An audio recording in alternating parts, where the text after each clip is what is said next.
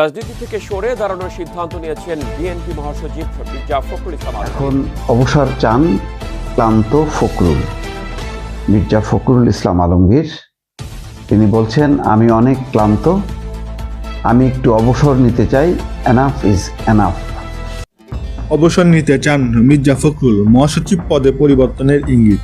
চলতি বছরই কাউন্সিল আয়োজনের প্রস্তুতি নিচ্ছে বাংলাদেশ জাতীয়তাবাদী দল বিএনপি। আর সেই কাউন্সিলের পর রাজনীতি থেকে অবসর নেওয়ার ইচ্ছার কথা জানিয়েছেন দলের মহাসচিব মির্জা ফখরুল ইসলাম আলমগীর। সম্প্রতি একটি বেসরকারি টেলিভিশনকে দেওয়া একান্ত সাক্ষাৎকারে তিনি জানান, দিনক্ষণ এখনো চূড়ান্ত না হলেও চলতি বছরে বিএনপি কাউন্সিল অনুষ্ঠিত হবে। এর আগে তৃণমূল পর্যায়ে সম্মেলন সম্পূর্ণ করা হবে বলে উল্লেখ করেন তিনি।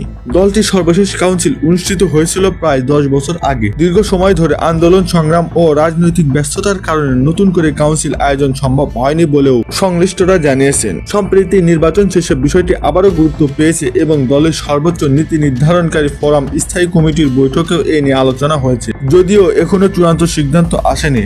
আসন্ন কাউন্সিলে মহাসচিব পদে নতুন মুখ আসবে। মির্জা ফখরুল ইসলাম জানায়, রাজনীতি থেকে অবসর নিতে চান। তিনি বলেন, আমি খুবই ক্লান্ত, আগামী কাউন্সিল পর্যন্ত থাকতে হচ্ছে। কাউন্সিলের পর অবসর নিতে চাই, আমার অনেক বয়স হয়ে গেছে, অসুস্থ হয়ে যাচ্ছি। উল্লেখ্য, মির্জা ফখরুল ইসলাম আলমগীর 2016 সালে 30 মার্চ থেকে বিএনপির মহাসচিব হিসেবে দায়িত্ব পালন করছেন। এর আগে 2011 সালে 20 মার্চ 5 বছর তিনি ভারপ্রাপ্ত মহাসচিব ছিলেন। 2009 সালে দলের পঞ্চম জাতীয় কাউন্সিল তাকে সিনিয়র যুগ্ম মহাসচিব করা হয়। মির্জা ফখরুল 1960 দশকে ঢাকা বিশ্ববিদ্যালয়ের অর্থনীতি বিভাগের ছাত্র থাকাকালীন তার রাজনৈতিক যাত্রা শুরু করেন। এই সময় তিনি পূর্ব পাকিস্তান কমিউনিস্ট পার্টির ছাত্র সংগঠন পূর্ব পাকিস্তানের ছাত্র ইউনিয়ন ইউপিএসইউ যোগদান করেন। তিনি সংগঠনের ঢাকা বিশ্ববিদ্যালয়ের SM হল ইউনিটের মহাসচিব নির্বাচিত হন।